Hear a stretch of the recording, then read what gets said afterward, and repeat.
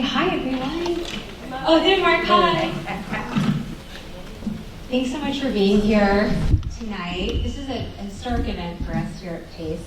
I'm Stephanie Hsu. I'm a professor in the English department and also teach queer studies here, and I'm running the American Studies program currently. And I am so thrilled and honored to be welcoming back some of our students, some of our the folks I adore being in solidarity with, and our former colleague Carla J, who is Professor Emerita at PACE and was the originator of a lot of the queer studies classes and initiatives that we have been able to benefit from. And some of Carla's former students are in the room, and then folks who are part of the LGBTQA and social justice community here at PACE are also joining us. So this is an intergenerational panel and conversation that I've actually never been a part of before. So thank y'all for your generosity and your inspiration for a lot of the topics we're going to be covering today. So I am going to be off stage putting some prompts up as we move through a series of topics that we've emailed about, but that we really hope to open up the conversation about with y'all in the audience. So we're going to hear from our panelists, and then at the end, around 8 o'clock, we'll have turn over the microphones. And this event is being recorded for posterity because there's some possibility that this might actually be an annual or a seasonal event. Because one of the things that's really missing in our movement are the intergenerational connections, the transmission of history, and all of our student panelists are folks that I know have really thought about this and have asked really provocative questions. So without further ado, you're just going to move on ahead, and I'm going to ask y'all to maybe just go through and introduce yourselves. Well, I feel that Stephanie introduced me already. I taught at PACE for 39 years, and it's so great to be back home here. I've been speaking all over this spring and doing a lot of media events. In addition to teaching here, I wrote, edited, and translated 10 books, the most recent of which is Tales of the Lavender Menace, a memoir of liberation, which is about the Stonewall era. And so that's, if people have other questions, I'd be happy to answer them. Thank you. My name is Robert Vasquez Pacheco. I am, in a minute, I am a writer, I am an AIDS activist, I am a community organizer, I am a loose cannon, I am a provocateur, and I am an out gay man for now about 50 years. I'm not, and I've told everyone I'm going to say this, I'm not from the Stonewall generation. I'm from the generation right after Stonewall. Mark Siegel and I come to you from the People's Republic of Philadelphia. I moved to New York on May 10th, 1969. And if you were 18 and you were escaping any other city almost but New York, you went to Christopher Street. So therefore, I was lucky enough to be there for the big night. And the best thing that I could give you for a history lesson is two things. Number one, Stonewall was not one night. It was 365 nights. That first year is what made our community. And number two, if you want to know why, this is a picture of me being arrested on the cover of this book because we weren't afraid to go out and get arrested. Hi everyone, my name is Jay Bradford. I'm a senior here at Pace University. I'm a psych major. My pronouns are he, him, they, them. I'm also a student leader here on this campus.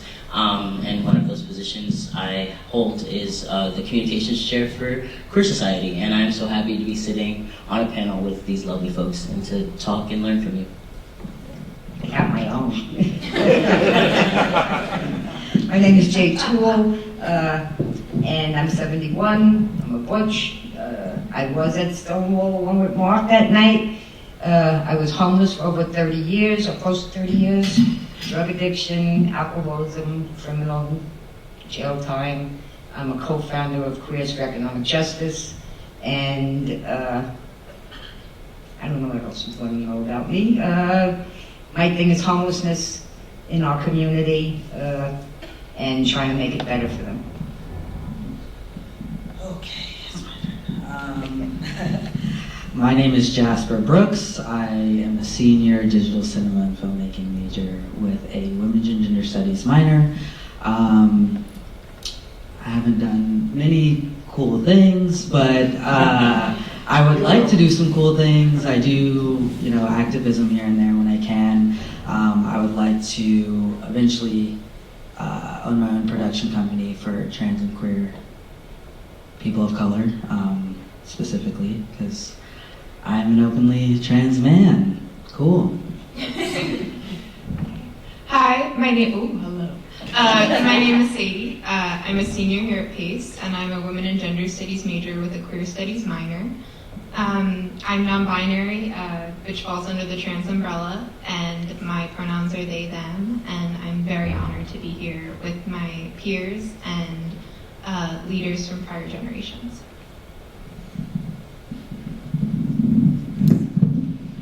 Hi, I'm Andrew. I'm a senior as well. I'm in the English and Film department, and I am an aspiring writer and filmmaker, and very excited to be here as well.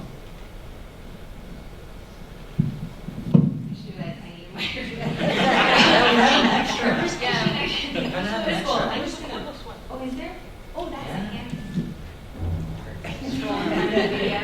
Thank you. Our first question, we're going to let Jay introduce our first topic of conversation. Hi all. So my question that I posed was about academia, social media, and their roles in activism.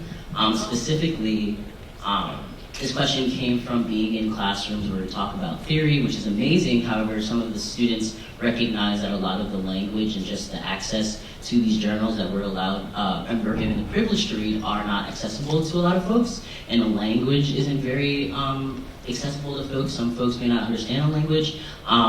So there's a sort of frustration. And in addition to that, there has been, not a shift, but there's been a rise in activism via social media. So my question was, how do you see social media and academia either working in tandem or focusing on different, if they do or will, sections of activism? Do they work together? Do they work against each other? Do they just work separately? So that's it.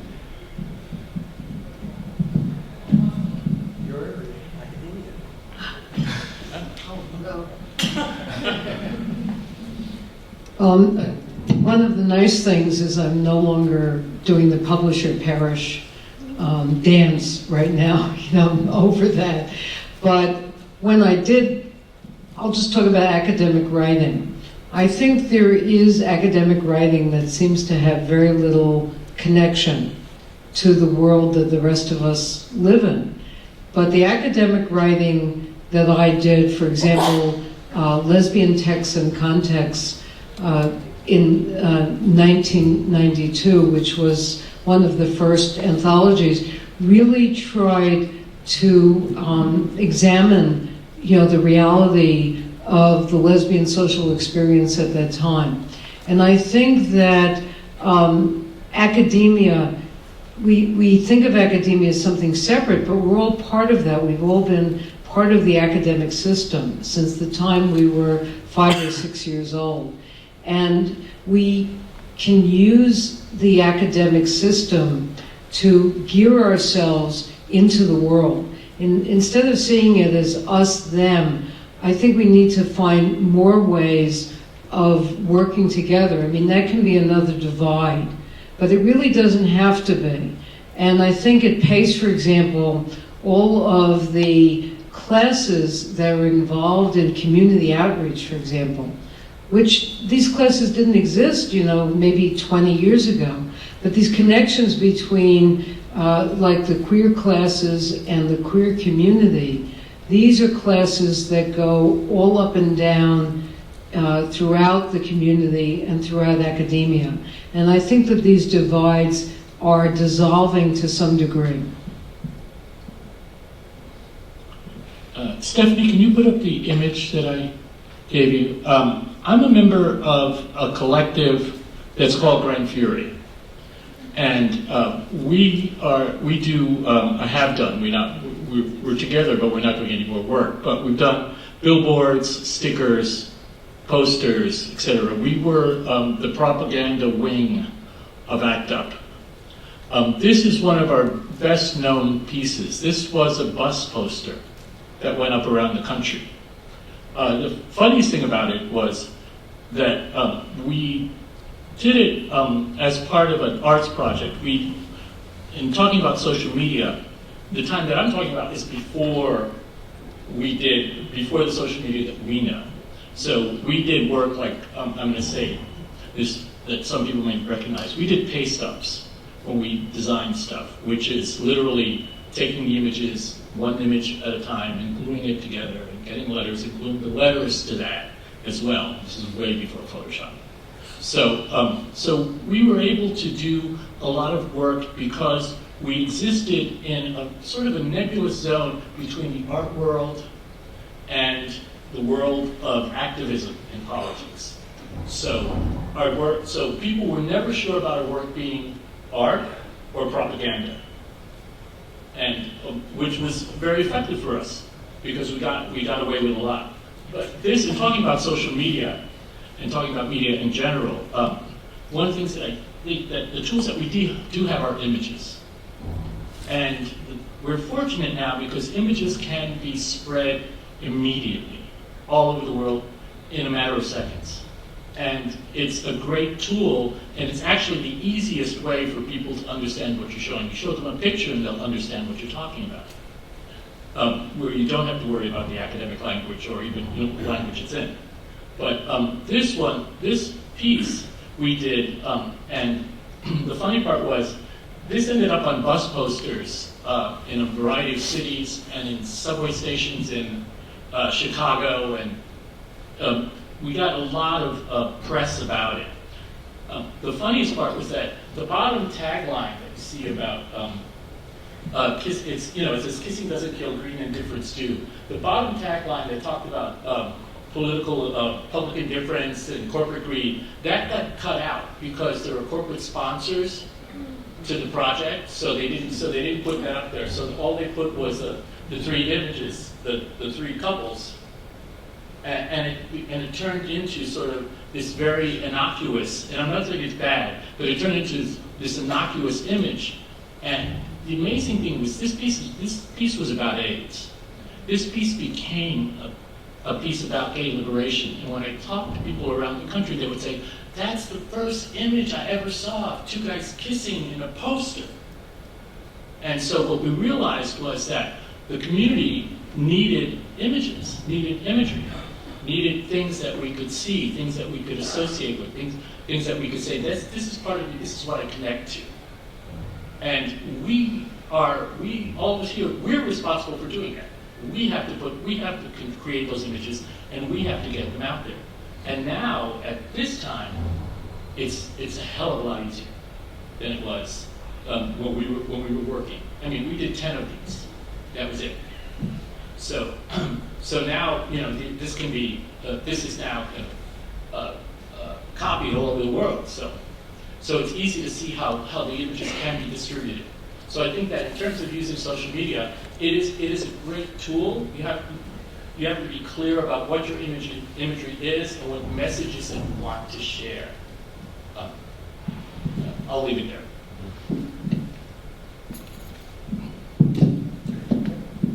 Mark, did you want to talk about the role of how journalism has mediated some of these transitions? I think I'd like to take off on that excellent question, which could go in so many directions. When I was a little kid in the 1950s and 60s, the reason I came to New York at 18 was because in my city, you couldn't find anything about who I was. In those days, we weren't on TV, we weren't on the radio, we weren't in magazines, we weren't in newspapers, definitely weren't on TV. So I didn't know who we were. We were, but I knew who we were in here. The only place I could find who we were in some small form was in the public library, and that was academia. All the books would talk about homosexuality as a clinical item that you put in a jar and put up there in the scientist shelf. So that's changed over the years. Even have people like Carla who've written books that people like me could grasp and understand and appreciate, and it connects us to our history. So that's the academia part. Then the social media part is, unfortunately, those are big nuggets. Those are huge, and those are things you can, put your arms around. Social media seems to be little turns. Little bit here, a little bit there. Social media, I think, is really great as a promotional tool. And when you're going to do a demonstration, you get people out very quickly. It's more for communication of now than going into deep thought. I was mentioning earlier that LGBT media does its community a service when it does deep dives, not little chunkets of news. And unfortunately, I'd like to talk more about that, and I'd like our community to know more about that, because they're doing some incredible things, like talking about the corporatization of our gay prides around the world. I mean, you're seeing people act out about it on social media, but the dialogue and discussion and communication is being done in print, strangely enough. And so we've got to teach everybody, I hope, to use all three of these tools.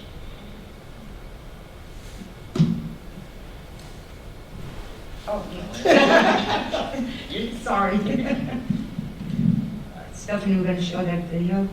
So I ended up homeless when I was 13 and living in the village because I went home with a flat top haircut. I think they call them short crew cuts now.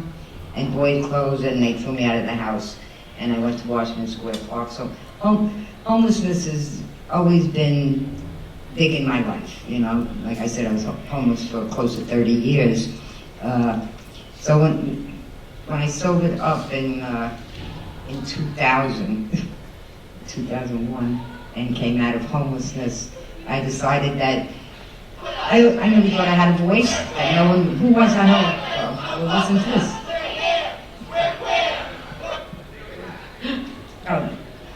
So I started with Queers for Economic Justice. I figured that homeless people, queer people, don't have a voice in anything, so I started a program inside of the program called Queer Talk, and it was for homeless queers in the shelter system to come and learn how to videotape, get certified to do shows and editing and everything, and tell their own stories. And this is one of the things that they shot and edited themselves. And sorry, gender non-conforming people with experience of poverty who organize to make the welfare system accountable to low-income LGBTGNC people and to improve the benefits available for all low-income people. My name is Brandon, and this is my wife, Maritza Ramos. We have been separated through the housing system because I got arrested in 2002, and I did my 9 months in jail. I did my task, and they broke it down from a felony of selling drugs in a school residence, which that wasn't the case. A man came up to me and asked me to buy crack for him, and I bought it for him, and then I got arrested. And what happened is I did my jail time, I did my task time, and it's a misdemeanor. It's possession of cocaine in the 7th degree, but it's a misdemeanor. And they won't let me live in the New York City housing with my wife until 2010. So I'm in a shelter and my wife is home. I think it's more discrimination because we're gay. Because I'm sure if it was a man, they would let him live with his wife. Well, his wife, yeah, definitely. They wouldn't separate a married couple, a male and female. But we're gay, so I feel that it is discrimination. And I feel that our rights, I was discriminated against. And now I have to be in a shelter by myself while my wife lives at home and with her kids, the 2 boys, Eli and Macho. Macho has a daughter, and he has his girlfriend with him, And I'm out. I'm in a shelter. and I feel that I want to be with my wife. And she just happened to come today to see me at the shelter, and we just happened to come to this because I was going to this rally anyway with Jay. So I want to know why I can't, if it's a misdemeanor, why does my past have to destroy my future? Because I'm clean 5 years. You know, I was strung out on drugs. I got arrested. I did my time in Rikers Island in 9 months. Then I came out. I did a year for TAS, and I graduated my program. And they released me. They let me go. And I don't have no warrants. I don't have no felonies. I don't have none of these things. And why can't I be with my wife? Almost 15,000 young people every year on the street homeless in New York City. 40% of those young people identify as lesbian, gay, bisexual, or transgender. And yet we have less than 75 beds for LGBT young people in the city of New York. We have a waiting list of over 200 young people trying to get into our program. Shame on you, New York City. Shame on you, Division of Youth and Community Development. Shame on you, Department of Homeless Services, that continues to turn away young people every night, telling them that they have to be 21 years old in order to access your shelter, when you know they only need to be 18. That's right. You breaking the law. Right to shelter. My heart broke. Another woman in a homeless shelter in New York fucking City died naked in a bathroom. It's deplorable that New York does this to our people. There is no housing for us.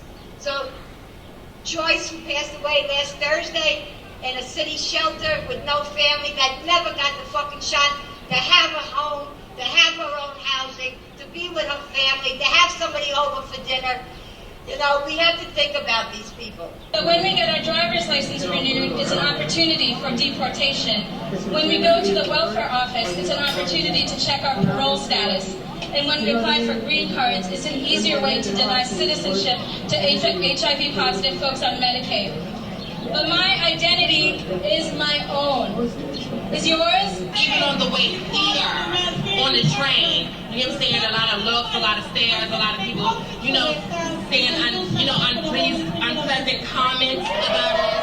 And I think on the way here, it kind of discouraged me, but now that I'm here, I feel a lot better because I'm around a lot of my own kind and my own people and a lot of great support. So, go LGBTQ!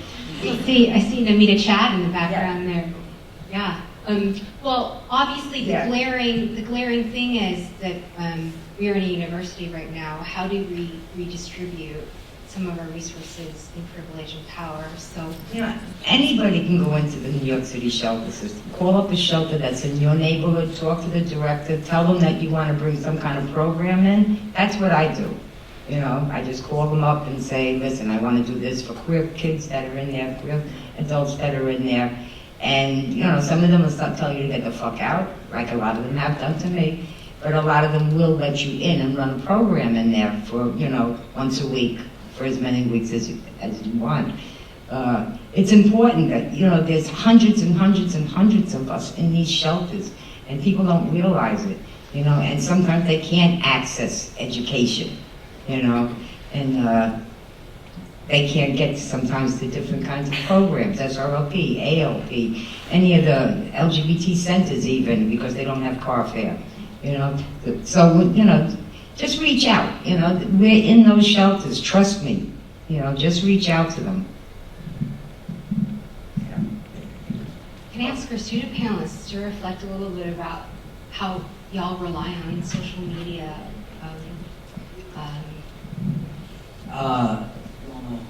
Okay. I was thinking about this question a lot, and having a women's and gender studies minor and kind of bouncing off a lot of the things that you were saying, it is hard sometimes with academia trying to learn your history when a lot of it can be a bunch of words that you don't understand or just a lot of, you know, jargon and just, I don't know, like taking really simple concepts and making it really like diluted, which is terrible.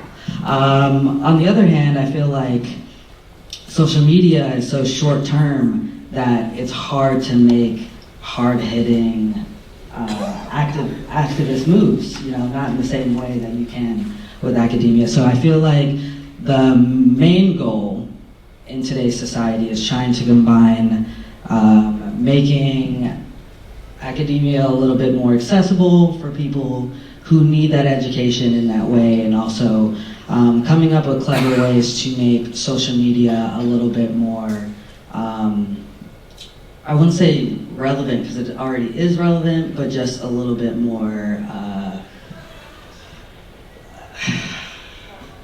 like long lasting, like a little bit, I guess, like more importance, have validity, a little bit more validity to each campaign, each program, each post, even. Yeah, I can speak a little bit about how reliable academia can be for our lived experiences. As someone who is a women and gender studies major, whose main interest is queer theory, which is very highly academic, who plans on getting their PhD, I can say strongly that academic work serves no one except for the people writing it and reading it, unless it has a real world praxis response. I can also say that being in some of these classes with texts and professors that act as gatekeepers to real activist knowledge is discouraging. I think the best thing that we can do for young people in schools and out of schools is to make this information reliable, accessible, and mandatory. Yeah, just jumping off of that, I think that the problem also comes from public education, which I think is not focused on enough. And I think there's no reason that I was 18 when I learned about ACT UP, and when I learned about the AIDS crisis, like I should have learned about that at 13 and 14 and 15. So I think that's part of the reason we're in the mess that we're in, I think, is because our public education is just through a certain lens and feeding young people today through a certain lens, and they're not getting access to the things you get once you pay a ridiculous amount of money. And I think social media in that sense, I think, has taught us more than K through 12, which really shouldn't be the case either, and I think social media is like the garbage of the internet, but in that sense it's really, it raised us, like I learned about the Supreme Court passing marriage equality on Twitter, as well as learning about polls on Twitter. Twitter has become, sort of where we learn about everything. And in that sense, I think we can't take it for granted, but we also have to appreciate it for that at least.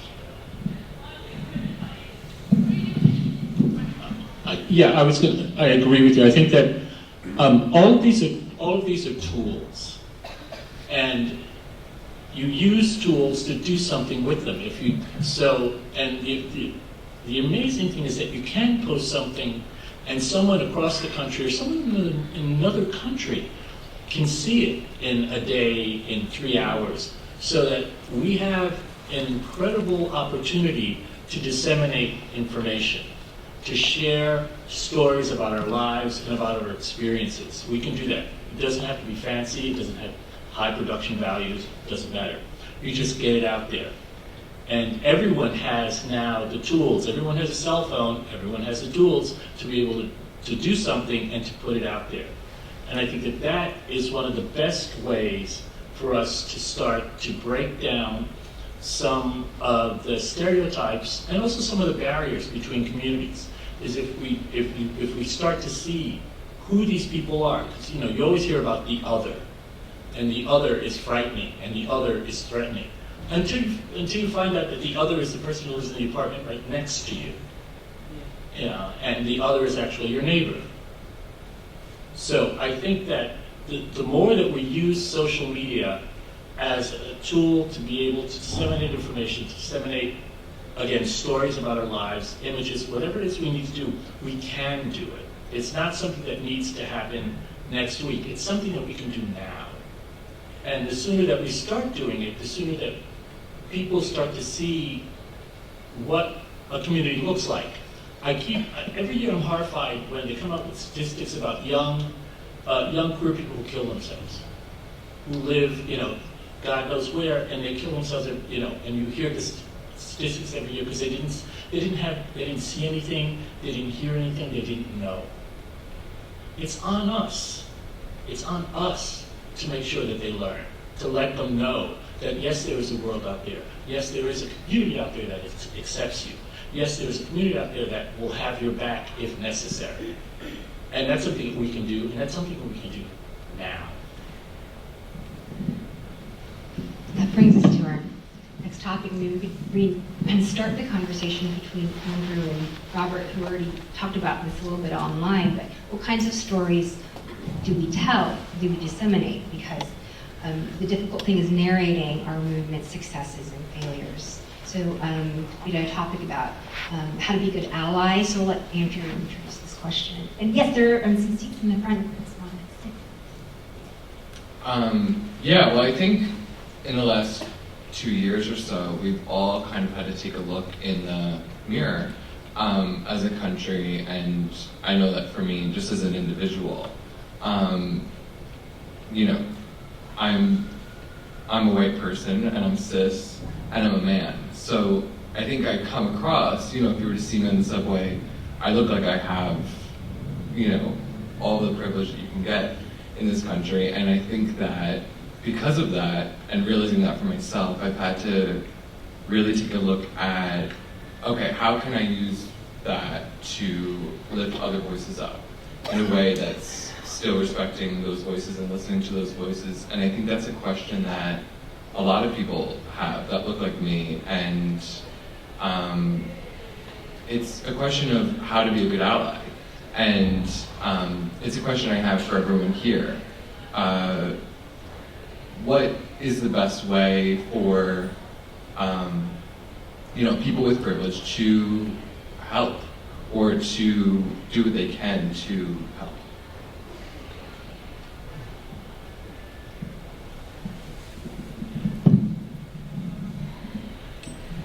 I volunteer as much as possible everywhere, especially around trans rights and POC folks. As much as I can, I'll talk about it. I do tours with college students and high school students around the West Village and tell them the history of it. And, some of them are queer, some of them are just there to learn, and it's just getting information, and getting out information to folks that might not know a trans person or might not know what's going on in the queer community. I just try to bring people together, and I think I'm a good ally. I'm hoping I'm a good ally. Ally? Yeah. So I'm not quite sure I understand the question, but I'll try to respond to it. Just do. Just do. Don't be afraid of failure. Just do. Do something you don't know how to do. I was watching your film, and you were talking about homelessness. I got involved. I've been involved with homelessness since Gay Youth back in Carl and I GLF days. And we really didn't have the tools to do anything. And then 40 years later, I'm publisher of a newspaper, and I have a little more clout. And some of our members at GLF are getting a little old, and they have various ailments, and unfortunately they're being thrown out of the neighborhood they founded. GLF, Gay Liberation Fund. Yeah, Gay Liberation Fund. And so several of them, just talk to me about this. And I felt that, what can I do about this? I don't know anything about this issue. LGBT senior housing. So I just dived into books, learned as much as I possibly can, and we built a building. We had no knowledge how to do this. We had no knowledge how to deal with the IRS, HUD, all the state, city, and federal agencies. But we got it done. And it just took the fact that we wanted to do it, and we didn't take no for an answer. And when people in our own community criticized it, we just didn't look that way. We just did. So all I can say to you is do. Maybe I'll segue from that. I visited the Anderson housing, right? And the apartments are beautiful and with large closets for gay people not to hide in. Really, I mean, they did a great... They're called drag queen closets. Everybody needs a closet for that special outfit. But, you know, segueing off what Mark said, I mean, we go way back to the Gay Liberation Front. And one of the things that was interesting about that first group that arose out of the ashes of the Stonewall uprising is that we were what today would be called intersectional.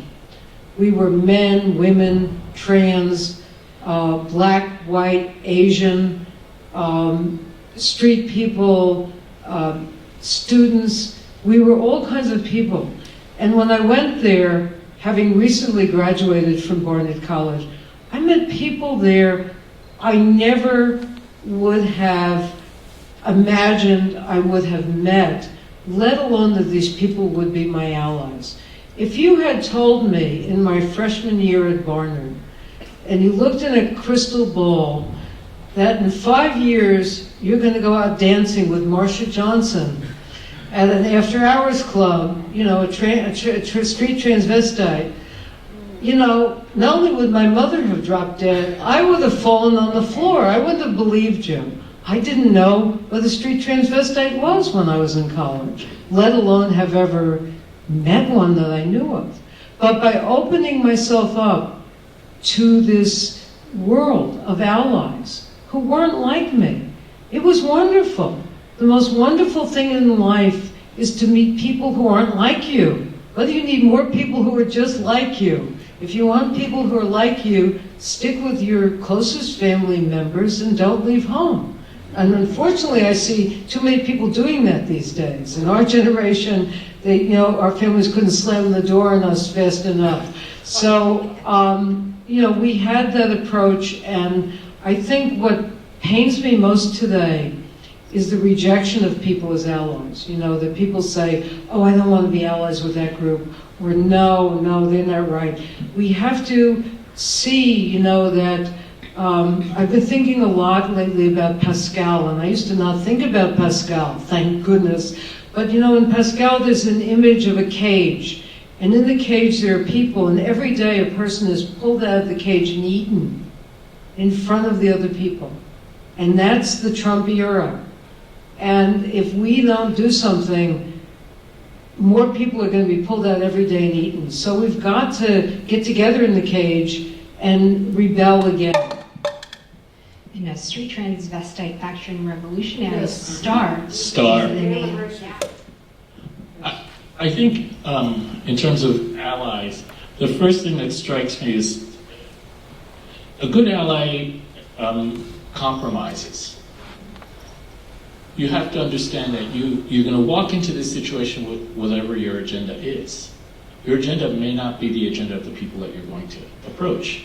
So you're going to have to figure out how you can work together to be able to accomplish whatever it is you want to accomplish. And the second, maybe I should have said this first, is in terms of how do we learn from movement successes and failures, I think one of the biggest failures is we don't acknowledge privilege. We never acknowledge privilege. The fact that you can stand up and walk around is a privilege. The fact that you have a penis in this society, it's a privilege. For some of us, it's not necessarily a blessing. But it's important that we start to understand what it is that we have and what we own, and understand that others do not have and own the same way. One of the most frustrating things for me is to have a conversation with white people who talk about privilege who have no concept of what I'm talking about. I'm not privileged. I'm not rich. I'm not privileged. It's like, it's astounding to me that people do not want to examine their own privilege before, and that's something you have to do when you go out to be an ally. You have to check your own shit, because if not, they will do it for you. They will do it for you very quickly and very clearly. So you have to begin to understand what it is you're bringing to the table, what it is you're sharing, and what it is that you value so much that you think that you can't give up. Because, you know what, you can give it up if necessary. So I think that sense of that compromise and respect. The person who's coming, you respect your allies. You respect your allies. And if you know what, if there's a fight that you're not into, but your ally needs you there, then you go. One of the biggest failures that I found in being in ACT UP was that ACT UP refused to take on the broader issue of healthcare in the United States. We were focused on AIDS. So what happened? Did we talk to breast cancer people? No. Did we talk to people in hemophilia? Did we talk to diabetics? Did we talk to any of the other folks who are having as difficult a time with the healthcare system as we were? We didn't. We didn't. So that is a missed opportunity. That's a failure. Because if we had done that, we could have seen possible changes in the healthcare system for everyone. So I'd say that, and in closing, the other thing is to dream, and dream big. One of the things that frustrates me is when people say, oh, there's only so much space at the table. Well, get another fucking table. Get a bigger table. That's all. It's very simple. There's only this much of the pie. Get a bigger pie. It's a simple. They're simple answers. They're not simple to accomplish. But the concept is simple, and if you believe that you can do it, you can do it.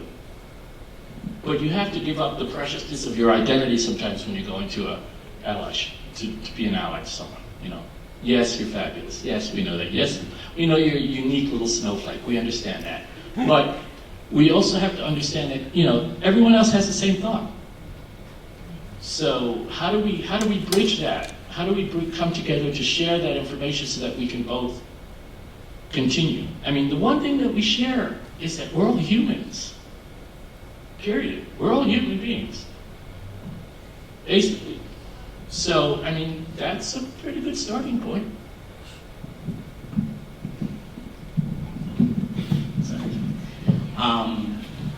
In addition to doing and then also recognizing privilege, it made me think a lot about platforms and how in allyship and in doing, sometimes you can't do, and sometimes you're not the right person to do. Sometimes it's not your place to be saying those things. It's not your place to be in those spaces, starting those conversations. And instead of doing, we should be inviting those folks in those communities that we're not a part of, recognizing our privilege, and using our platform not to speak, but to give it to them. And also, in addition to that, recognizing how much space we take up in those places.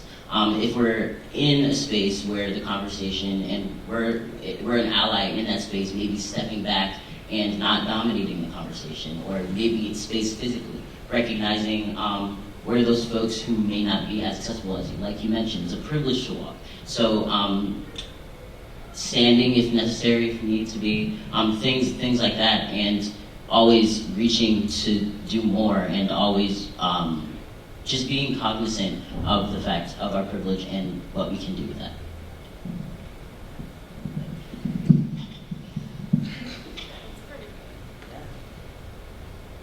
you want us all to speak? Oh, we can actually build on and do some application really in thinking about this question from Sadie. And I rephrased a little bit about gender nonconformity across the generation. Yeah, so as a trans youth, my mind is often on the shifting discourse surrounding trans identity. So when I think about an intergenerational collective, the first thing I thought of was how we rephrased it is how gender nonconformity sort of has shaped each generation and how it changes and how we can accept these changes instead of pushing against newer labels. So that would be my question.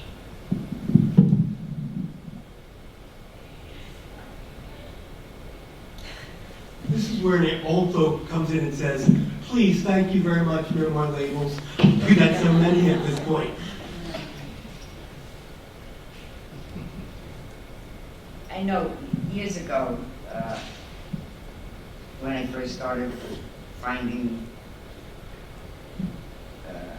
society, and someone that was my intern said I was gender non-conforming, and was like, what the fuck is that? I had no idea. I said, you can't call me that. I'm a butcher, I'm a stone butcher. What is this gender non-conforming? And it took me a while to realize, oh, that's who I am. I think,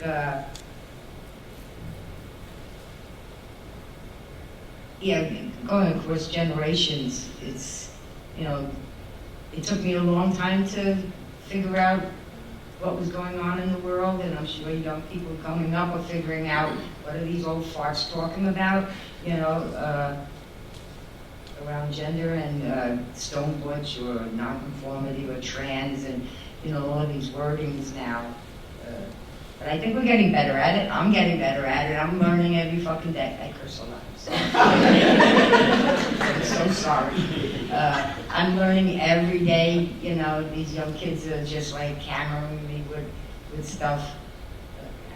Put some your images up behind you. If you want to talk about some of the youth that you're working with. So this is with Careers for Economic Justice, and these are the guys that we go to every shelter in New York City. We ask everybody in the community to please send a Metro card to us, and we go to these shelters and bring everybody to Pride and let them march.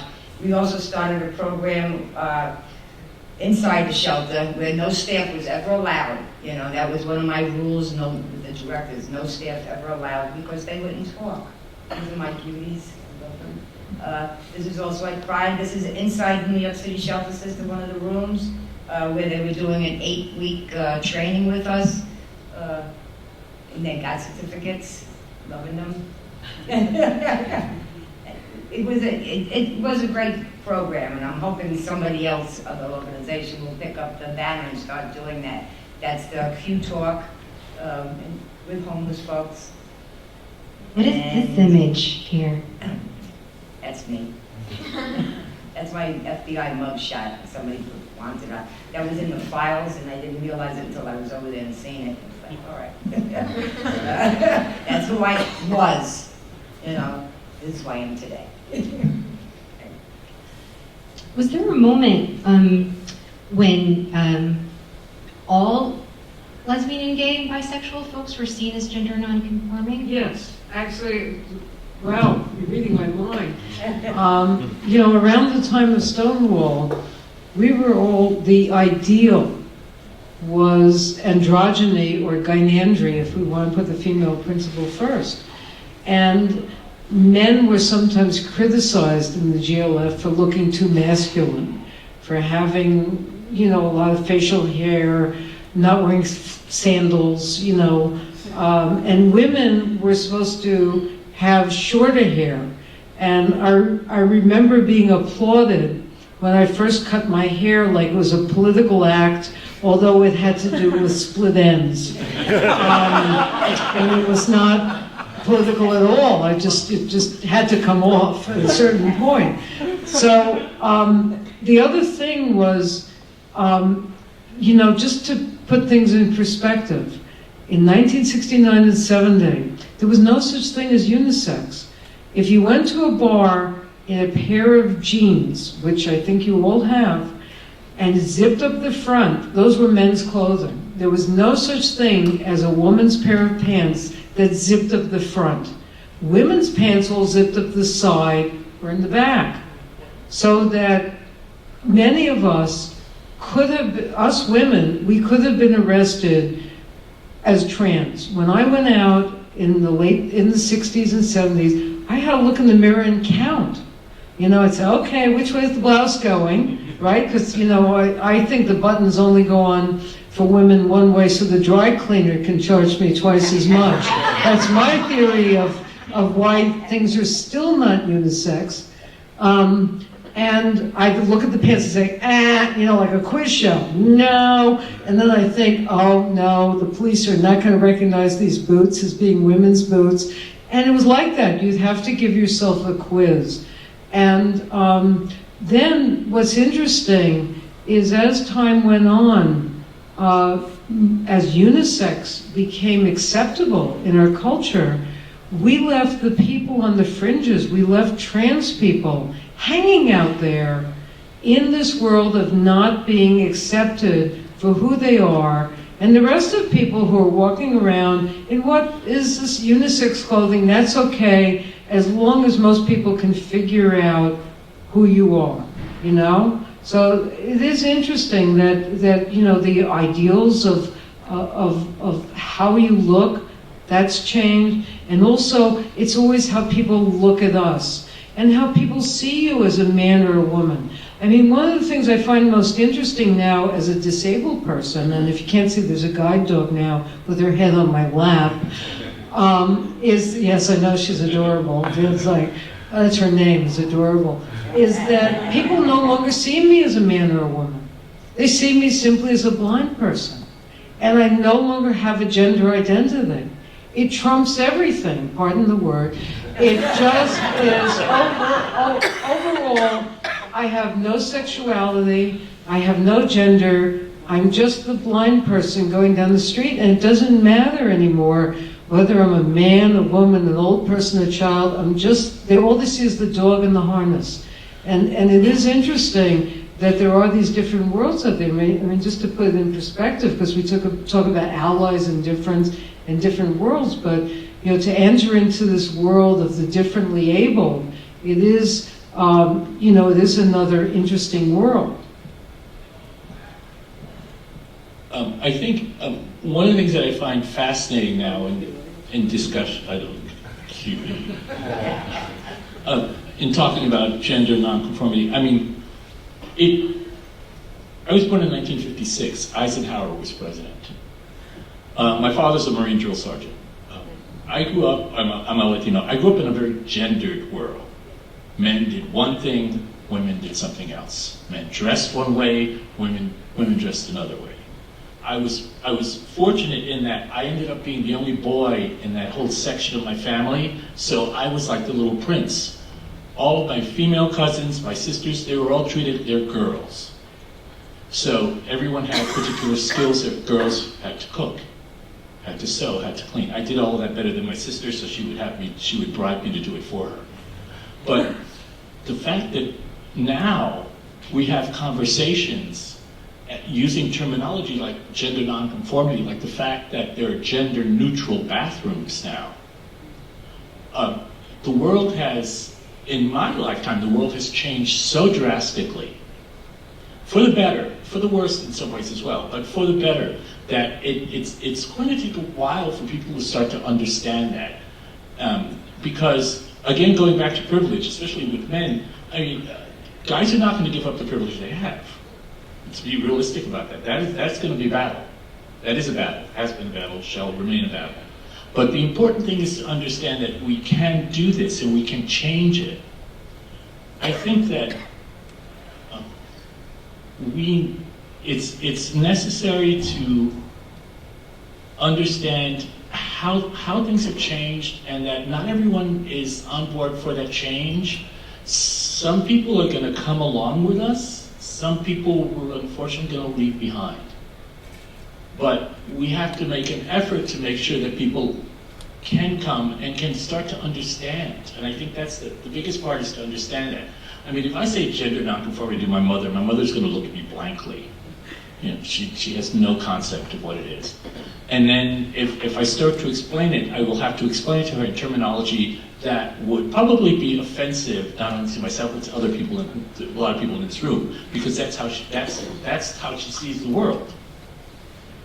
So, I mean, I think it's a level of education that needs to happen.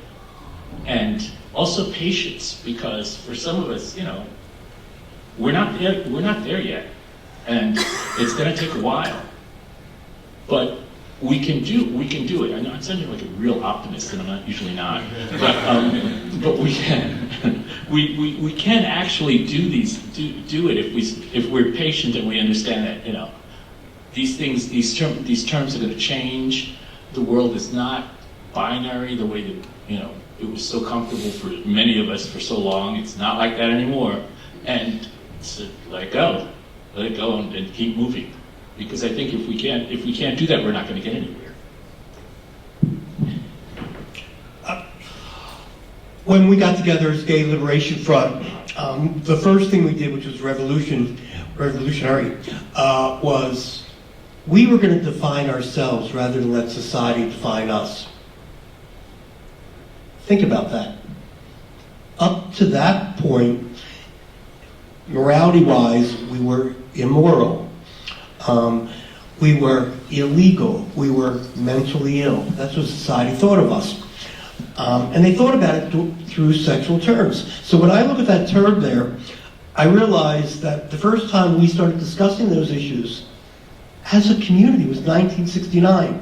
And we basically were defining ourselves. And so now there are new terms that are coming each and every day. And the one thing I want to bring home to you, I hope, is don't get lost in trying to fit yourself into somebody else's term. It's your identity. Identify yourself the way you wish to be identified.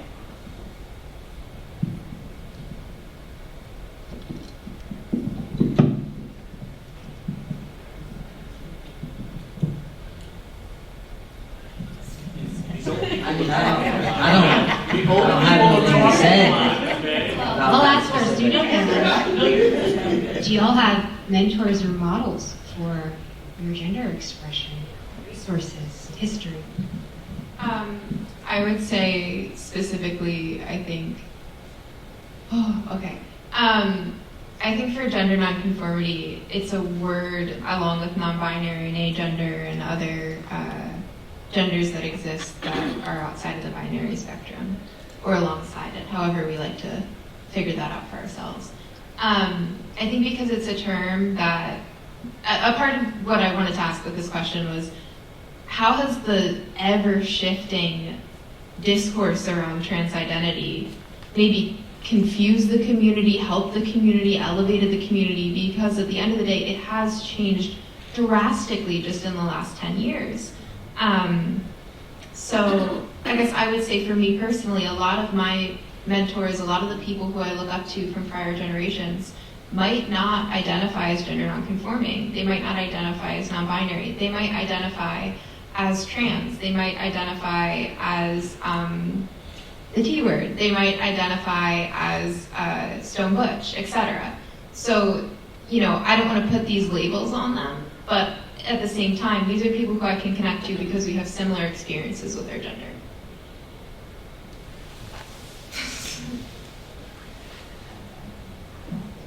Okay, well then if I might, I'm going to throw something on the fire. And I'm Gen X, and during the Clinton administration, we were talking about don't ask, don't tell. There was a very different kind of militant response from queer pacifists, and I think that terrain of our struggles changed so much that now with the trans ban in the military, we don't progressiveness is not necessarily like, why are we in the military at all? Which is kind of what we were saying, I think, in the 90s. So maybe just we thoughts about that. Well, I would say that a lot of my trans comrades who happen to be leftists as well would agree that this trans ban is kind of funny because I don't want to kill children in the Middle East anyway. So I don't need to be in the military. I don't want to be in that space anyway. I understand that it's a resource for some people and that it helps some people monetarily, and I understand that that is a choice and an option, and it can be necessary, but I have this choice and I don't want it anyway, so it doesn't really matter to me. I think that trans people should have civil rights and have the option to perform their civil duty, obviously, but I think it's kind of funny and sort of ironic for a lot of my trans friends, along with me, who are leftist and anti-capitalist.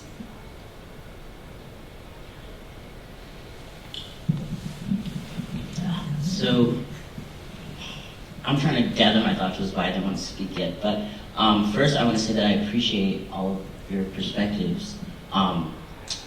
Being from the generations that kind of built up where we are now and allow us to have this sort of language to express ourselves. Because, and that's mostly what I'm kind of pondering at and like thinking about, because without that, we wouldn't be able to push the boundaries of gender norms and what society's built in, social construction and all of that. So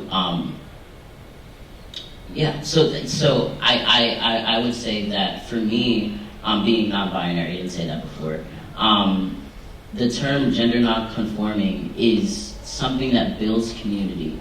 And that's why I appreciate the language so much. I also appreciate it in the fact that it's able to push those boundaries, because I'm interested to see where society takes that and how we can unpack and deconstruct so many other social constructs, and how we will deal with, I don't know, like policies like the trans ban and other things like that. So that's, I think language is super important, and I think language can be divisive. However, I do think that language, for one thing, if we don't let it be divisive, we can go beyond that and just, it's mostly about connections. It's about finding those things that, like you said, can describe us but not define us. So thank you. And, Yeah, no, you actually had me thinking, because I was trying to think of some of the mentors that I had, and growing up, I didn't really have actually many older trans men that I even knew of, and even now kind of don't. So a lot of my community kind of comes from my friends and the people who are, you know, in my own generation for the most part. I think because trans men aren't necessarily super visible and trans men of color even less, so I never really saw myself in any older generation, unfortunately. A lot of the times, a lot of my mentors were butch lesbians,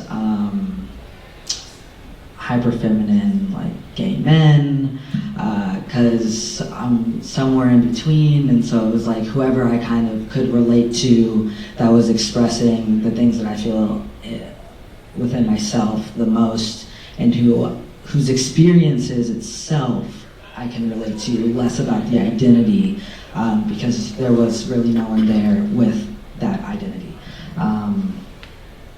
Yeah, so I guess one thing that I am very excited about now is that we do have the opportunity to have more representation among different types of people. So what the kids, you know, right now can look and be like, you know what, there's a trans man right there. Oh my gosh, that's me. Andrew, I know you and I have talked about this even just with gay men's history and connection to elders. Yeah, and again, I'm speaking this through a cis lens, but I feel like part of the ways that we can kind of combat that is by breaking down the binary. And I think that, just speaking from gay men, I think gay men think that they get the pass when it comes to a lot of issues. And I think that they think that they're not really in a sort of binary, but in fact they are. And you'll know that if you've been on a gay dating website anytime in the last 5 years. it is very binary, and it is very, splitting down the lines of masculine, femme, and top and bottom. Those are all sort of become gendered, and they're not helping. And I think it's up to gay men, really, and the gay women who started this movement. It's up to them now, and it's up to us in this generation to help our trans members of our community, because they're obviously by this administration in the most shit. So we have to find a way to help them, because it's our job, because we started it, and so I think for me that comes down to breaking down the binary and calling out gay men when I see it happening in my own life.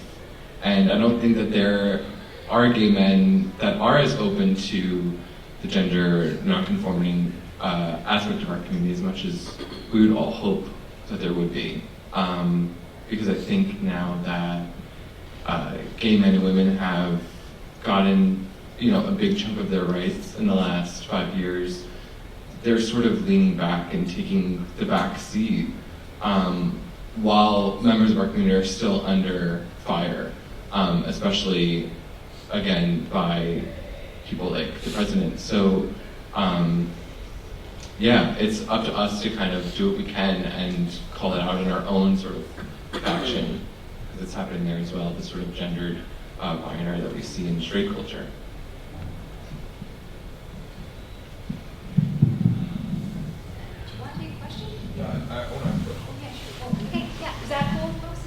Yeah, sure. Hi. This is all very interesting to me because I don't know anything about it. So I'm going to ask some might call it ignorant, but I generally don't know, so I suppose it is ignorant. What exactly is gender nonconformity? Because, I'm a privileged heterosexual male because it's socially acceptable to be as such. And I've been taught to socialize a certain way and behave a certain way and to act a certain way. And I've come to accept those societal norms. So society doesn't reject me because of my sexual preference and my sexual orientation. And I've been taught, an acceptable way to live my life, quote unquote acceptable. So I don't really know anything. So seriously, I really don't. No, that's so that's really because there's a huge wave. Is it politically correct to call it a wave? Awareness is being raised in the LGBTQ community about this gender nonconformity and how one chooses to identify sexually and who one chooses to love and who one chooses to be. And these are a lot of questions I never bothered to ask when I was younger because I just thought there was heterosexual and homosexual and there was no other choice. Well, the very first thing is recognizing that there's a difference between sexuality and gender, and your sexuality and being gender non-conforming have absolutely nothing to do with each other. But I was just going to say, I can give you an answer and I will, but I'll also say that gender nonconformity is very personal and it's up to, it's a self-identification. So if I identify as gender nonconforming, it might mean that, I'm trans and that's a part of my transness. For another person who isn't trans and identifies as a man or a woman, cisgender might say, my presentation, they might, identify as a man but dress in dresses a lot. And they might say, this is my version of gender nonconformity. This is me being gender nonconforming. I think all versions are acceptable and all versions are valid and important. I think maybe what you're asking is what does that mean? And it could mean a myriad of things, essentially. It could mean, me being non-binary, me being trans. It could be my best friend dressing up in a dress but still being, identifying as a man. It could mean, so many things. But at the end of the day, it's up to the person, I think. So it's subjective. There's no expressive way of saying it.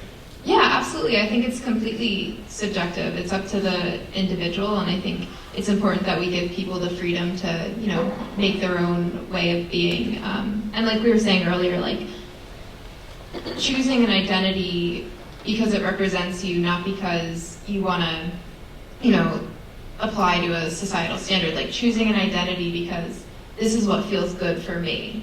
It might not feel good for other people. It might not make sense to other people, but it feels good, like in my body and in my soul, and whatever. Feels free. Yeah, it feels free. Exactly.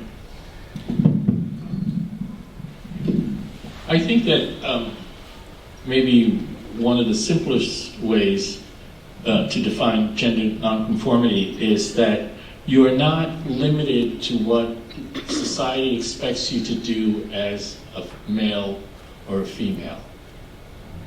So you don't have to necessarily behave like a man all the time. The same thing for women. You don't have to do that. What it does is give you an opportunity to liberate yourself and to live your life the way you want to live, the way that you feel comfortable in expressing yourself. And I think that's one of the simplest ways to understand it, because it really is liberating. I remember when I was my first boyfriend used to give me a hard time when I was smoking, because I grew up watching 1940s movies. I held my cigarette like Betty Davis. Period. I'd smoke and I'd hold it like this. And he would always, he would always tell me, men don't hold their cigarettes that way. I look at him like, well, I'm a man and I'm holding my cigarette this way. So your point, So I think that's one of the simplest ways to look at it, is that you're given you can be who you want to be without worrying about how society sees you. Now, at the same time, it's very dangerous, and depending on the situation, you can even go so far as to lose your life. But the reality is that if you don't allow yourself to be limited by the expectations that society has, then you can possibly live a much fuller life and allow yourself a certain degree of freedom, and consequently allow people around you a similar amount of freedom. So that people can start to understand that it's not as difficult, it's not as hard, it's not as complicated, and it just, as Stephanie said, it feels good to be able to say, okay, this is the way I live my life, and this is the way I choose to live my life. I mean, I am not the macho man. My father's a Marine drill sergeant. I said it before. I'm not the macho that my father wanted me to be. Nope. Yeah, and he's learned to live with it.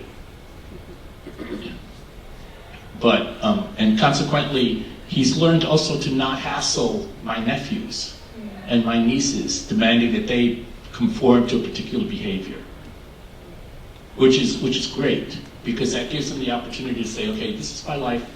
My life now has directions that I didn't have before, that I can move in ways that I didn't have before, that I can help to develop myself and to become whoever it is, the person that I want to be. It's okay, folks. We're going to have an audience discussion maybe after we get one more topic in. Roz, is that cool? And Jasper, I'm going to save your prompt for maybe to take us into Q&A. But how do we build intergenerational relationships into our chosen family? How do we keep this conversation going? Robert just talked about family we don't choose with previous generations. So, and this is I raise this question because now that I'm happily retired, one of the things that I don't want to wind up in is another ghetto. I never wanted to live in a ghetto of white people, and I don't want to retire into a ghetto of old people. I want to find ways that we old LGBTQ people and young LGBTQ people can find alternatives instead of the way society would like us to live. Housing units where older people would have maybe graduate students living with them, in exchange for rent, because graduate school is so expensive and doing maybe a certain number of hours a week. I mean, we need to find ways that we have these co-housing. We need to have projects across the generation. Sage now has these dinners that are intergenerational, where they have older people and some younger people. This is kind of like once a year. But how do we move on to do things more than once a year and to involve all of us here in that kind of project?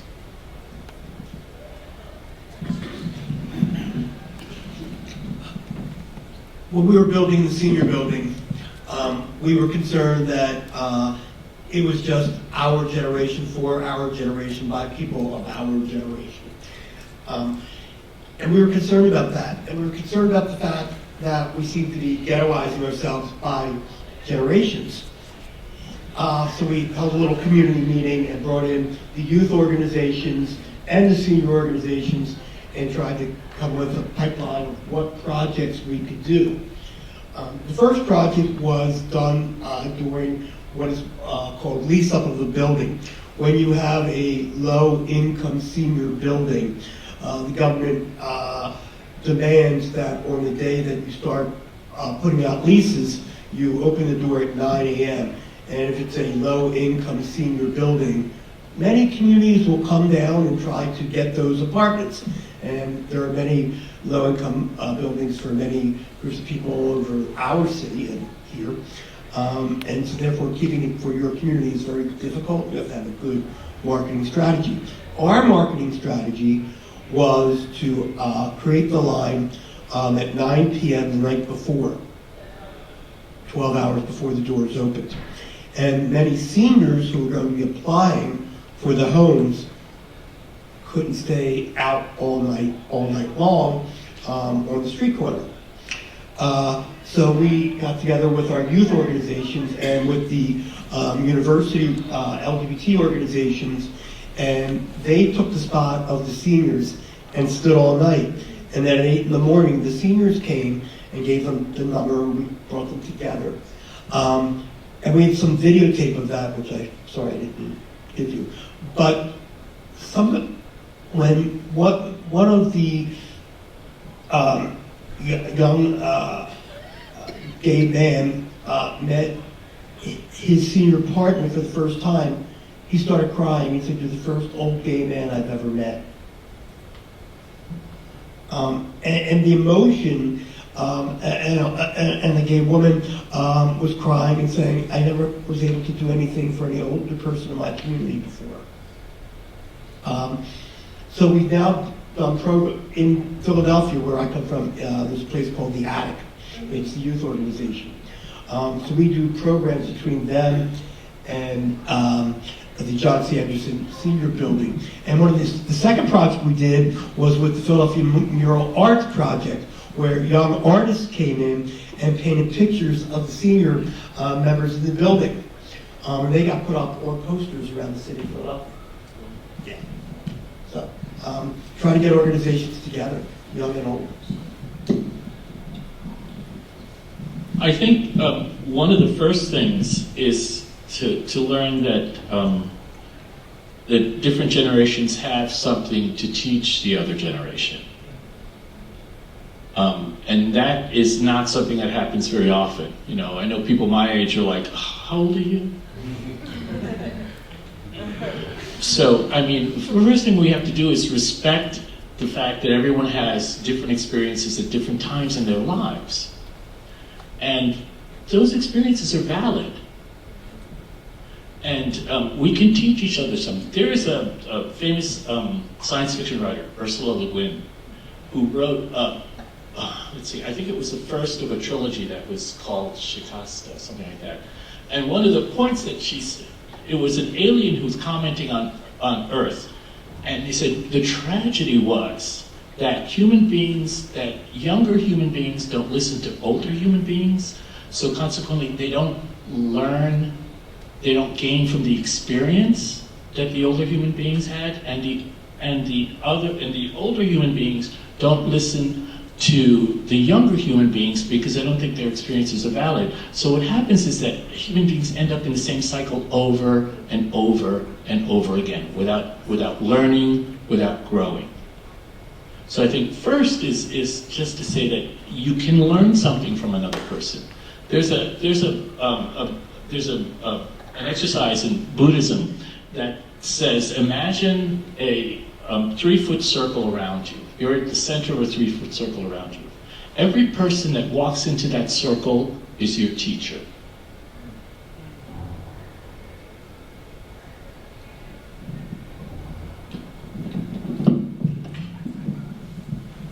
I love intergenerational, young, old. I believe in it. I try, I think everyone should try to form groups and bring elders and youth together because we can learn from each other. My chosen family are young, and I became homeless a year ago, again. Fuck.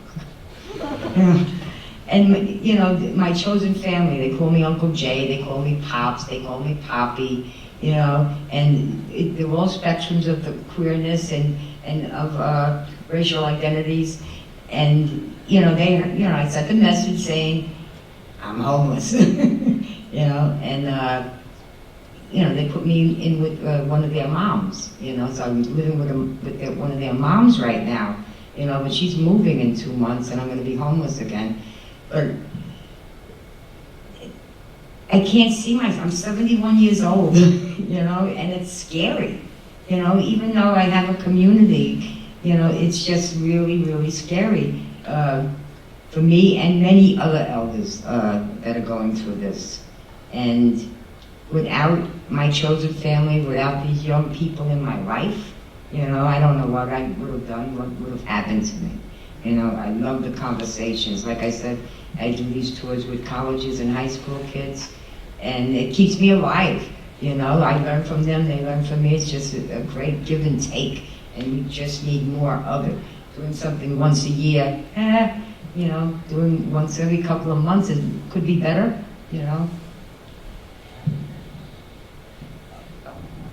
Yeah, I'm a huge fan of mentorship and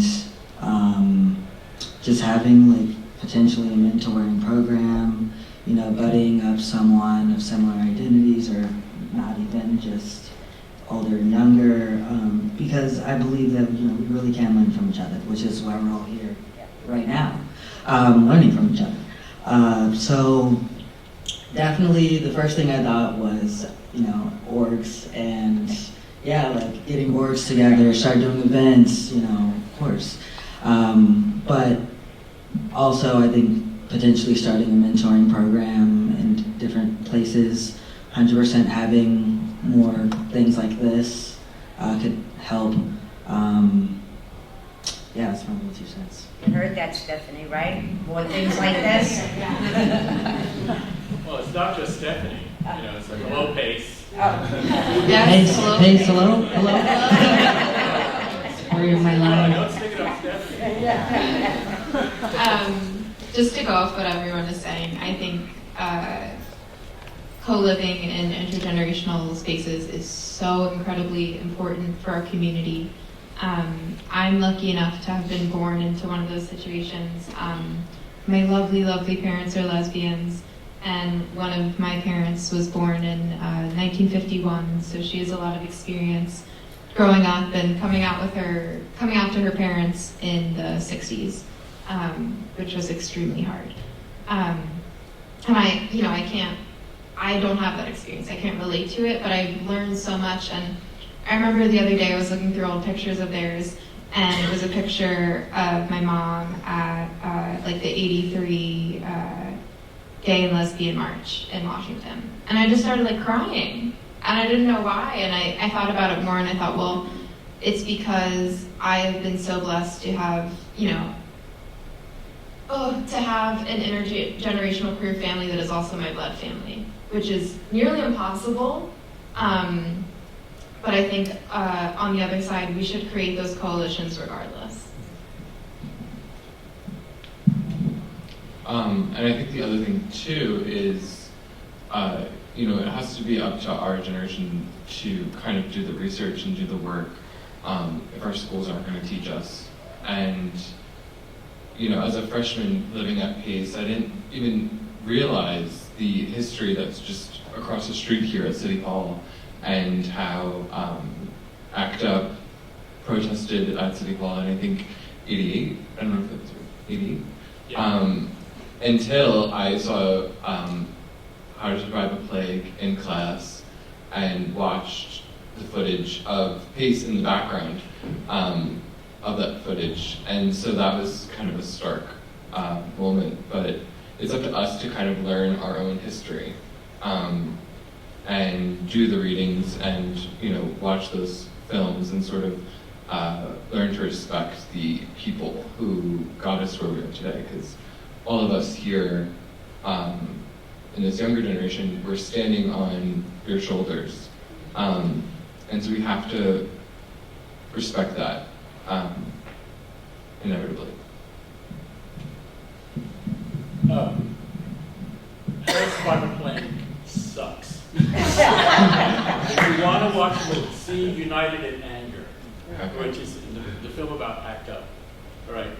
How to Survive a Plague is about 5 overprivileged gay white men. Period. That's what it's about. Whereas United in Anger shows you the diversity and the complexity of the AIDS activist movement. And you can tell David France I said that. I've told him already.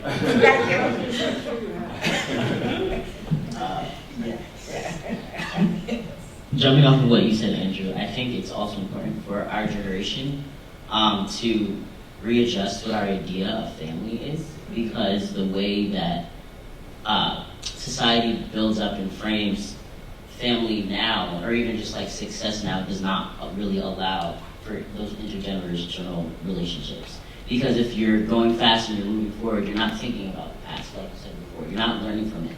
And your values would mirror like capitalistic values, which again don't uphold and don't allow room for learning and being, and constructing those ideas of family in which it helps someone rather than just like benefiting you.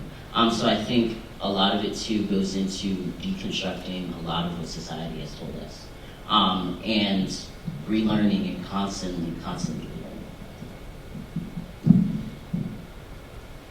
So we're gonna take Jasper's question last and maybe we've kind of deferred talking about Stonewall that evening. So this is Jasper, I'll let you frame this question, and then we can kind of roll into audience comments as well after we hear from everybody.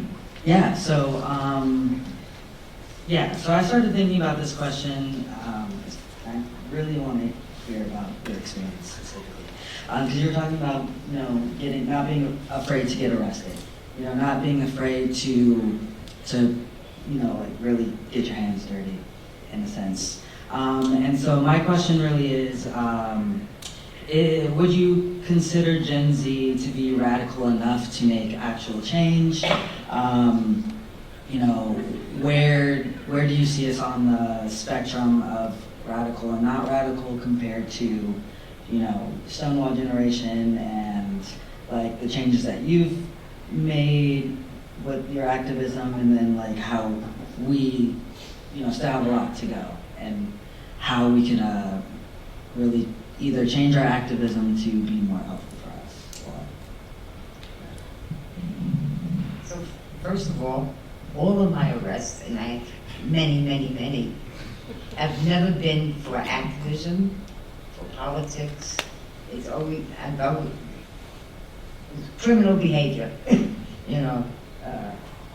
and so with that out of the way, today, if anybody wants to know what the arrests were for, well, one of them was wearing this, but just like this, back then, even though it wasn't on the law books for the 3 articles of female clothing or male clothing, the cops would tell you that, but that wasn't the original charge, because that's not on the law books. But I was arrested for that a lot and went to the house of detention. I think I lived there for a very long time, off and on. What are you, Generation what? I get them all mixed up. You know, I think a good, first of all, it gets better. I never liked that. I never liked it because sometimes, for a lot of folks I know, it didn't fucking get better, you know. And are you guys radical enough? I think World Pride is coming up, you know, and a lot of young people have taken the banner up to protest Heritage of Pride, you know, with their parade, and they're doing a counter march, you know, and taking up the banner and doing the original walk. I think you guys are doing great, you know. I do, you know. You know, do we need still fighting in the streets and people being arrested? Probably, you know, on certain issues, you know. But I think not having an education, you know, and you guys having that, you know, and moving forward and be able to push that envelope with language that I don't fucking understand. Like, I don't know your name, I'm sorry, the professor? Carl. Carl. You said a word and I had no idea what that means, you know? You know, I was like, well, I have to look that up, and now I forgot what the fuck it was. That's what happened when you're 71. You know, something about it, another word for a woman. I forgot what it was. You know, but I think it, you know, I have so much promise for you guys. You know, I think I talk to hundreds and hundreds and hundreds and hundreds every year to young people of your generations, and yeah, I can see a clear path. You guys are focused. You know, there's no what you want to do. You don't have to do it the way we fucking did it. You know, you didn't have to get beat up. All my ribs have been broken multiple times. My doctor has a heart attack every time he takes an X-ray. You know, you don't have to do exactly the way we did it. You know, you choose your own path, and you guys are. I think he's doing a good job. That's all. I don't have the language for all that stuff. You're good.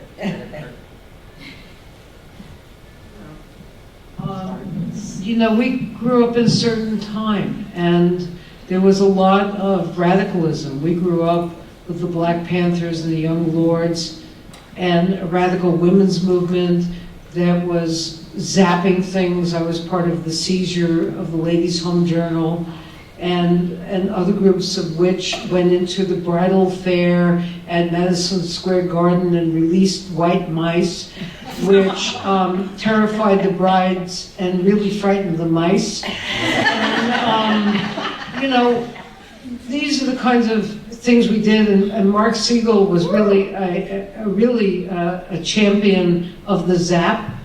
And we took risks, and we might have been arrested, but you know, it's not up to us to create the radicalism for Gen Z. It's up for you to define what you think is radical, and for you to do it. You know, this isn't for me to judge you.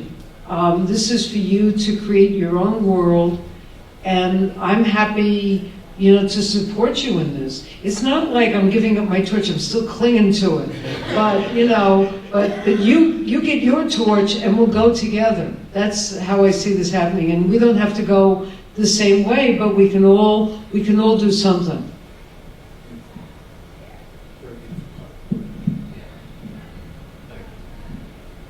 I think I agree with Carla that radicalism is relative to the times.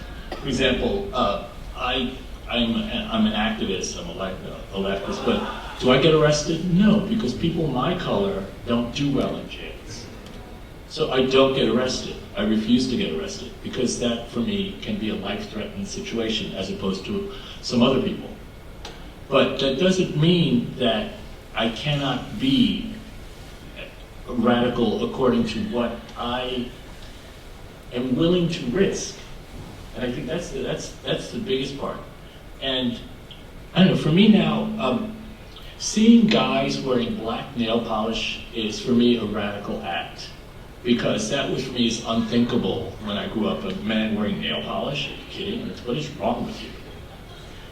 But that is an act that it's something small, and yet it allows people to see that you're not functioning the way that you're quote unquote supposed to be functioning or doing what you're supposed to be doing, and you're allowing yourself to push the boundaries.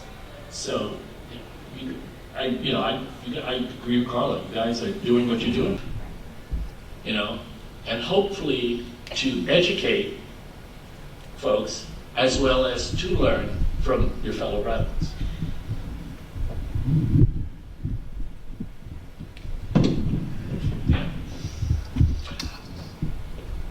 I'd like to piggyback again on what Carla said with the white mice. I think one of the things that we did in our time for radicalization was we had joy. Everything we did was, how can we make this funny? How can we make this enjoyable? How can we like this? And how would it make people talk about it? Because if you got people to talk about your radical action, that meant your message was getting out there. And one person talked to one person, that person talked to two persons, three-fourths, and it goes on and on and on and on. The point would be, don't be quiet. Be loud, but laugh. But have fun,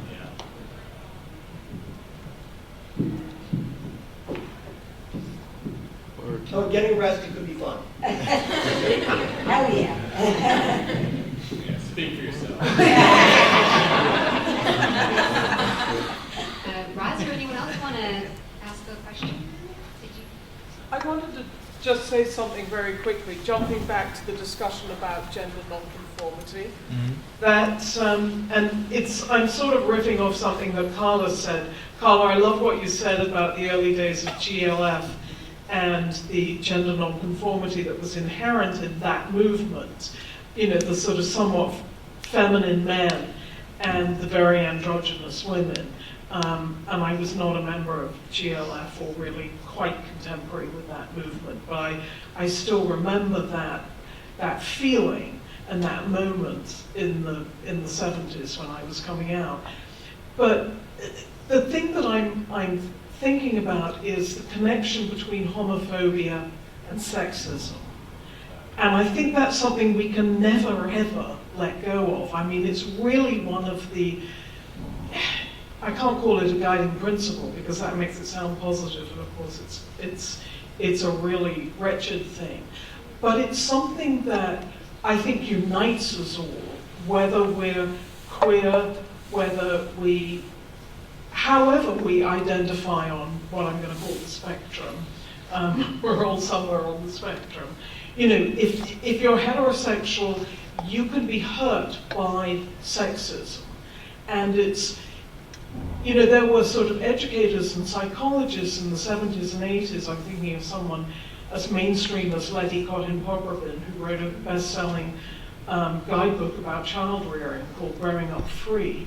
And she identifies homophobia as the cause of sexism, but the reason that so many girls and boys are pushed into these incredibly rigid sex roles is the fear that they'll grow up to be queer.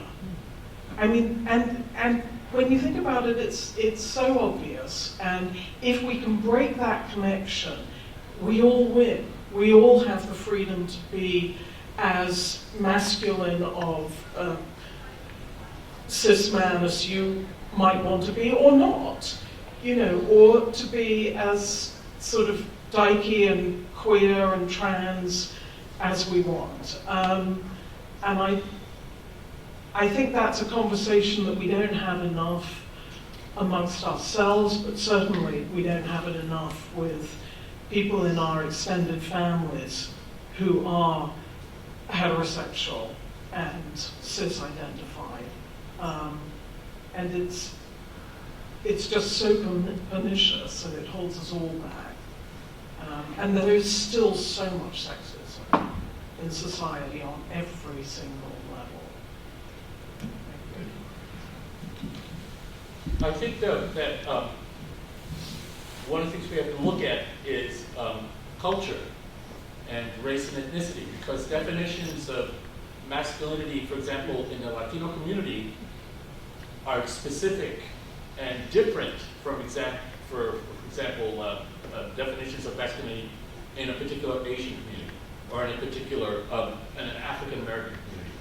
And so we have to take that into consideration. For example, for us, for men of color who are not considered men because we're not, historically we're not considered men, barely considered human, masculinity is something that we hold on to because it's part of our humanness. So we have to start to unpack that and understand broader, look at it in a much broader way, because it's very, very different to say to a Latino, that this is male behavior, and he may say, no, it's not. That's not what men do. So I think part of it is sort of terms definition or terms clarification, when we start to look at the different cultures and say, what is it? I mean, basically, under everything, I totally agree with you. Sexism it's there, and it's pervasive. How it's expressed changes according to culture, according to class.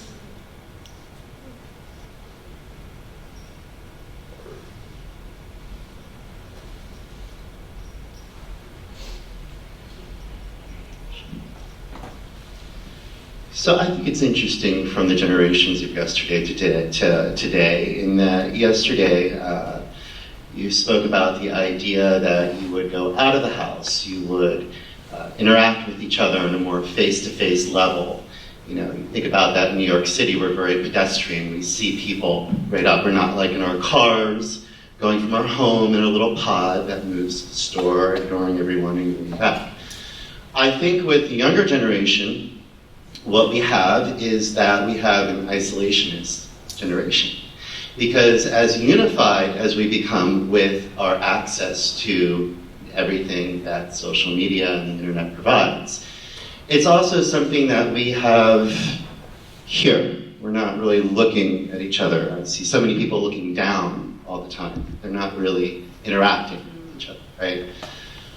I think what's so impressive about the generations of today is that we've come to a different type of terminology, and we're really dissecting what that means and what that can mean, and making new definitions, making new terms, right? And I think it's great that we have this self-ownership. What I would say, though, and what I would suggest and ask a question is that how do we, as a society who's able to have our self-ownerships, mobilize as a unit to move forward? Because right now we also have a wave of aggression worldwide. And this is for a lot of different reasons. But the more isolationists that we are, the easier we are to separate under the facade of unification with our social medias and everything else. So one of the things that I love is this idea of intersection within the generations, right? This is amazing, right? We all get to hear all these different perspectives from all these different time periods. But ultimately, I think the question is, how do we keep doing that? How do we keep having that? We see all these things with the Me Too movement and everything that all this wretched politics is bringing out with unification. And we do have to remember that gay rights are women's rights and women's rights are gay rights, so it's a great time to really speak out. We also have to remember that someone's in a concentration camp in Chechnya, and that someone in Brunei got arrested and will be the first stoned publicly and most horribly. We have to remember that this is 50 years of Stonewall. That's very recent. Our rights are incomplete and they're fragile. So I think that the question is, how do we take our self-ownership and the beauties of our individuality, and how do we unify them in order to mobilize?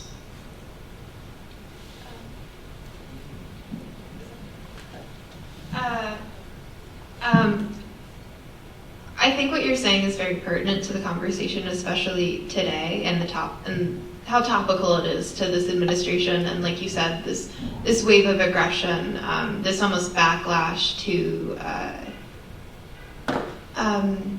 to democracy and democratic movements. I think I would say, for me personally, like I feel like the way that I can go forward with my individual, very niche identity in a way that is still in solidarity with others is to see myself under an umbrella. Like I see myself under the umbrella of LGBTQ. At the end of the day, that's who I am. That's who I belong to. And for others in my community that are hurting, whose identity I don't share, like people of color, I can at the very least be the best ally that I can try to be. And I think it's about coalition building at the end of the day. Yeah, no, I completely agree. That's kind of what I was going to speak on. I think that a lot of it has to do with educating ourselves about all the things that are happening right now in the world, along with really honing in our allyship. A lot of the things that they were saying kind of like really ties into it.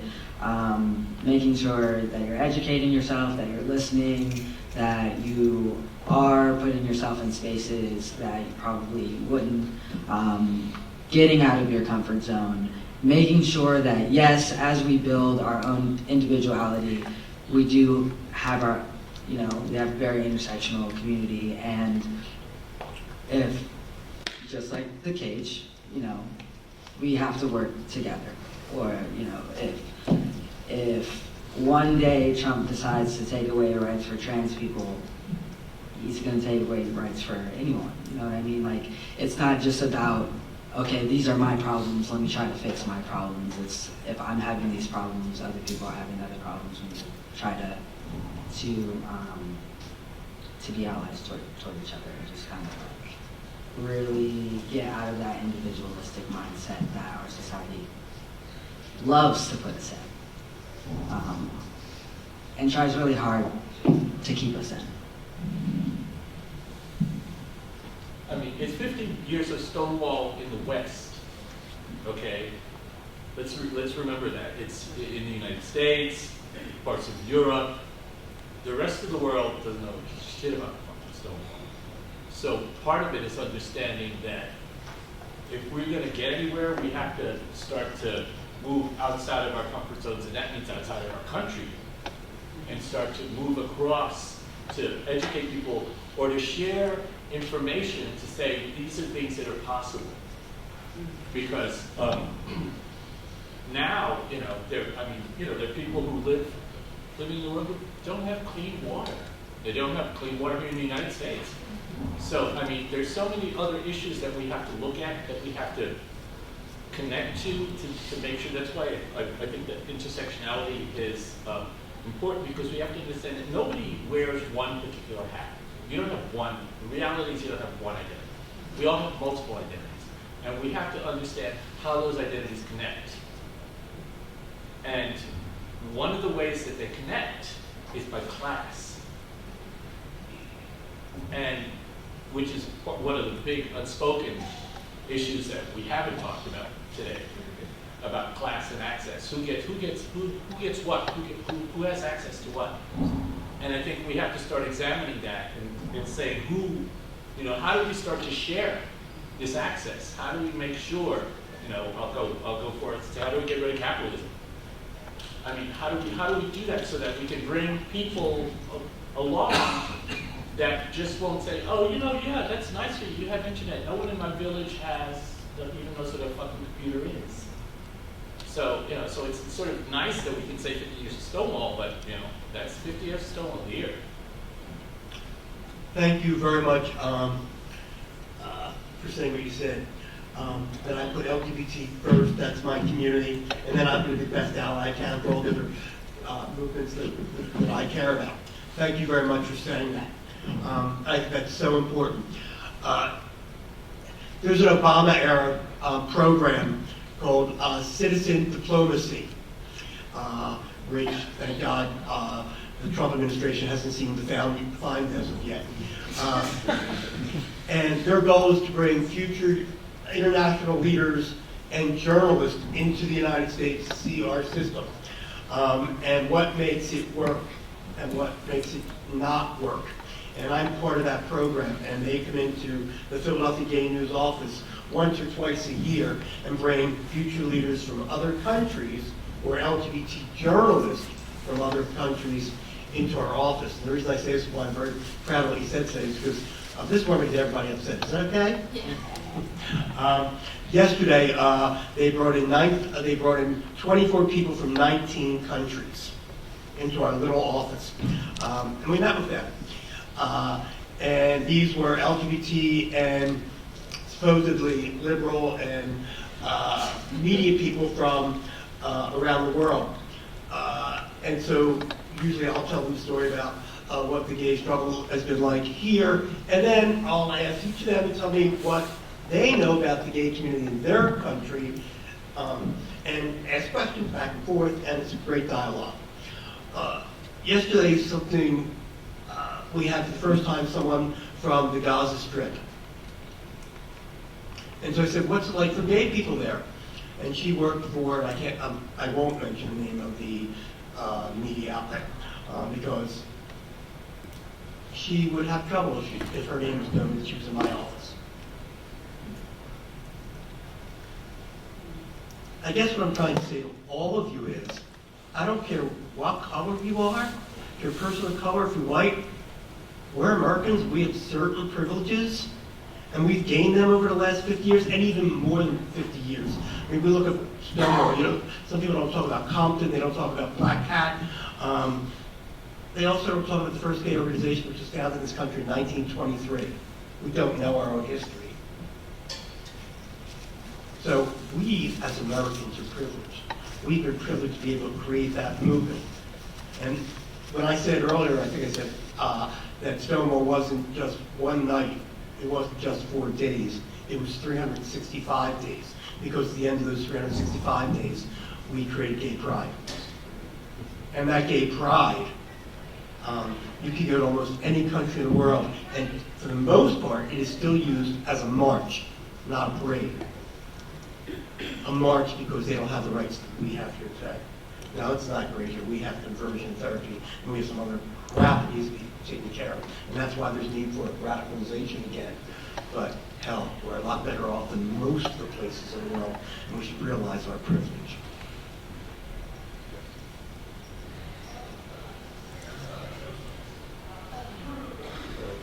No, I was going to say there's someone in the back. Is it okay if we take one more comment?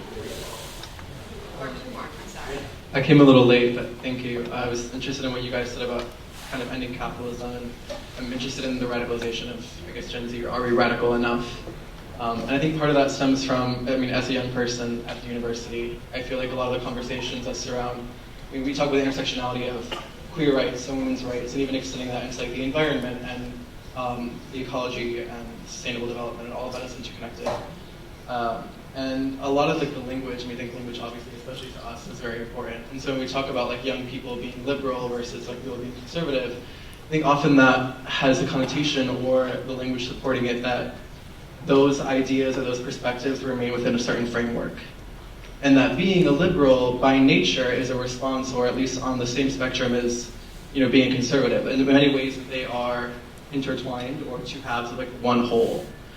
Whereas when we talk about, is Generation Z radical enough? Are we thinking enough outside of that framework? Are we thinking enough beyond liberalism?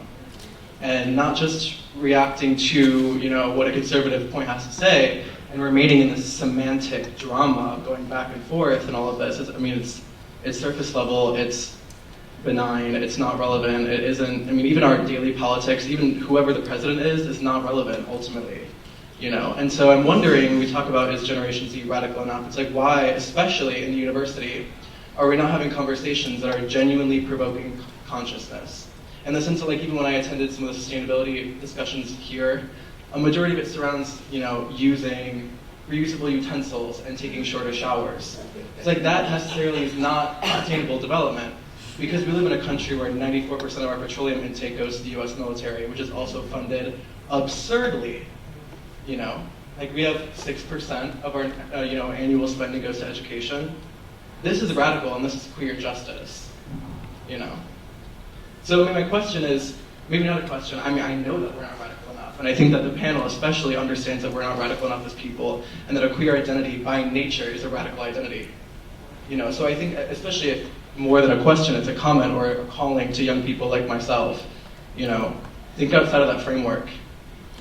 Be radical, question everything, be critical of the government, be critical of what you're being told. That's queerness. Yeah, not capitalism.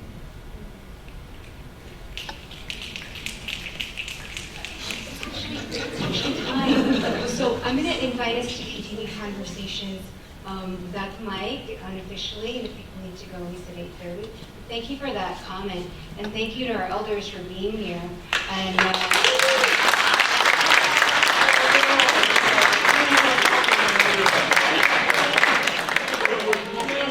we commit to doing this more, and we commit to making PACE that queer radical place it's been. Thank you all.